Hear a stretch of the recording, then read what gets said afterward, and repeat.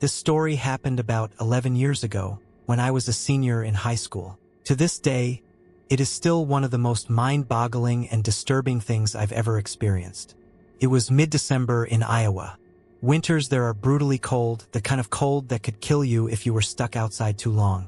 With snow blanketing everything, the nights became dead silent.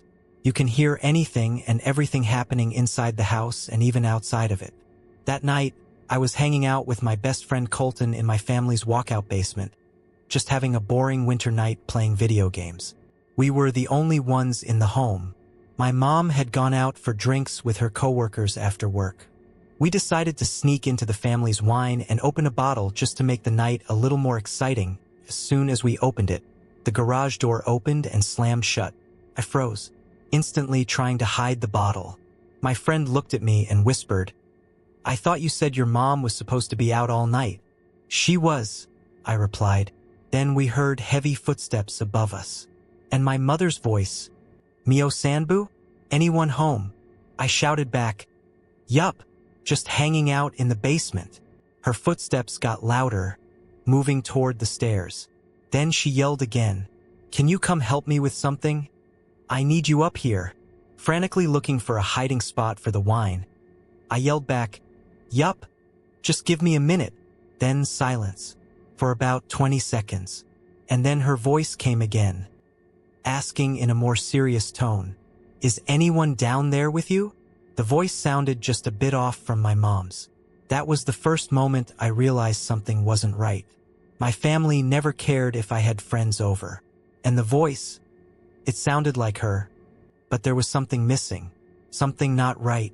Weirded out, I shouted back, "Just Colton," before walking up the stairs.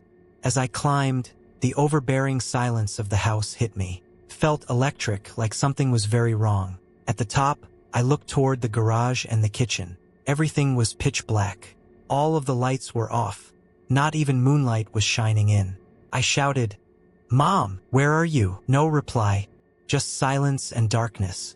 That's when I realized my mom wasn't home. I run back down the stairs, grabbing my coat along the way. "What's wrong?" Colton asked. "My mom's not home," I said, panicking while searching for my keys. He replied, "What do you mean? You were just talking with her."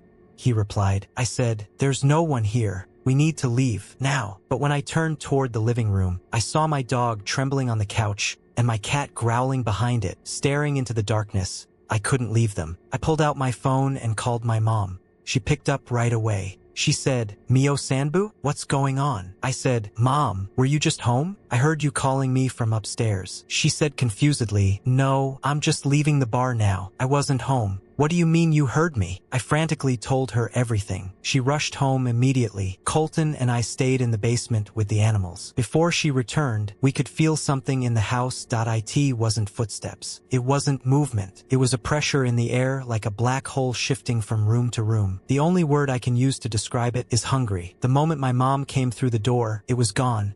Instantly. We've never figured out what it was. My mother has since passed away, and I moved far from Iowa. But whenever I see Colton, we both still remember that night, and we both know one thing. Whatever that was, it had my mother's voice, but it wasn't her. It was evil, and it was hungry.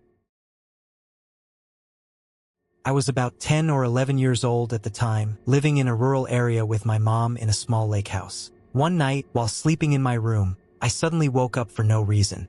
That wasn't normal for me. An uneasy feeling immediately came over me. The only sound in the house was my mother snoring in the next room on the couch. I rolled over, trying to fall back asleep, but I really had to use the bathroom, so I forced myself to get up. The bathroom was on the other side of the house, around a corner, past the kitchen, and down a long hallway. I made the trip, finished, turned off the light, and started back toward my room. That's when I heard it, the distinct click of the bathroom light switch. I turned and saw the glow of the bathroom light reappear down the hallway. Then it began switching on and off, until finally it shut off completely. Now in the pitch black, my eyes adjusted, and I saw it, a faint white shape at the end of the hallway. My size, crouched low to the floor. I froze. Nobody else was supposed to be in the house, just me and my mom. Then, from that white shape came a whisper. A man's whisper, low, quiet, and unnatural. "Help me, I'm lost." Terror gripped me. I wanted to scream, but I barely managed to say, "No." That's when the thing suddenly came charging toward me, running on all fours. I bolted through the kitchen, rounded the corner, and ran straight to my mother, who was asleep on the couch. I shook her awake, yelling, "It's coming! It's coming!" I cried. Her groggy eyes went wide. She looked behind me, and then she screamed. I'll never forget that sound, the pure terror in her scream. She grabbed me, yanked me into my room, and slammed the door. She pressed her back against it, holding me tight in her arms.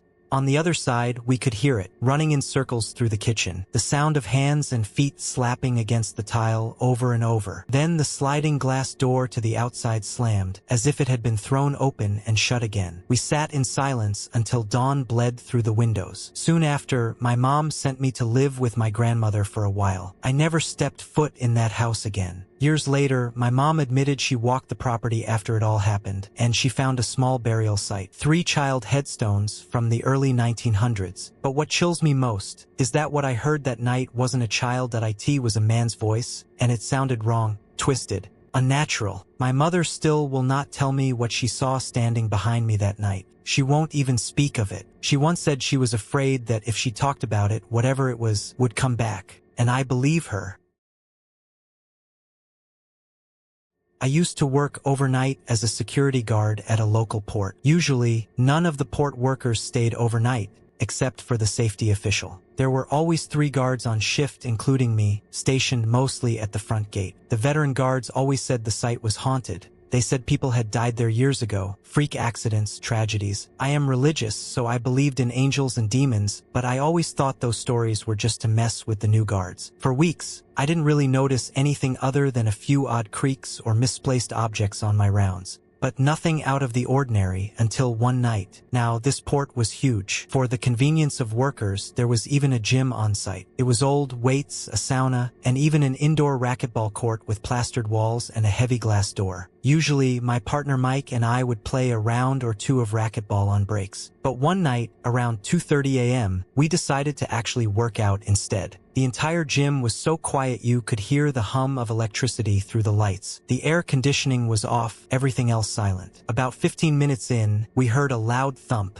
We brushed it off and kept working out. A few minutes later, another thump again. At first, we thought maybe it was our lieutenant making rounds. But when we radioed him, he said he was still at the front gate. We approached the other side of the gym, near the racquetball court. The thumps continued over and over. Louder, more frequent. Finally, heart-pounding, we turned on our flashlights and aimed them toward the court's glass door. And that's when I froze. Inside, one of the racquetballs was slowly rolling. By itself, the court was empty. No one was there. That means all the thumps we heard had been the ball smacking against the wall over and over, as if someone or something unseen had been playing a game inside. I broke into tears from sheer terror. Mike and I just ran as fast as we could, sprinting back to the front gate. Our lieutenant saw us, sweating, crying, panicked, and asked what happened. We told him. His face drained completely of color. "That's why guards quit so often," he said. "There's something evil here, and it's not the first time." He even showed us security footage, dark figures and shadows passing through offices, lights switching on and off by themselves. That was the first real encounter with the supernatural I'd ever had. To this day, I get chills telling it. Some say it was a restless spirit, others a demonic presence. I don't know what it was, but I didn't last long in that job after that night.